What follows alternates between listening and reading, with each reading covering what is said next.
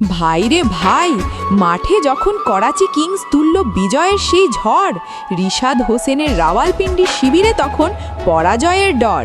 আজম খানের দানবীয় ব্যাটে চলল রানের উত্তাল মেলা। মাঠের চারদিকে তিনি দেখালেন খুনে ব্যাটিংয়ের খেলা।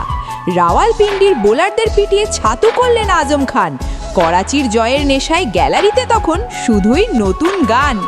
রিশাদ হোসেনের দল যখন খুঁজছিল ম্যাচে ফেরার এক পথ, করাচি তখন ছুটিয়ে দিল তাদের সেই বিধ্বংসী বিজয় রথ। সীমানা ছাড়া প্রতিটি শটে ছিল ধ্বংসের এক চরম ইঙ্গিত। করাচি কিংসের ব্যাটিং তাণ্ডবে নড়ে গেল পিন্ডি ভিত। আজম খানের গর্জনে প্রকম্পিত পুরো স্টেডিয়ামের গ্যালারি।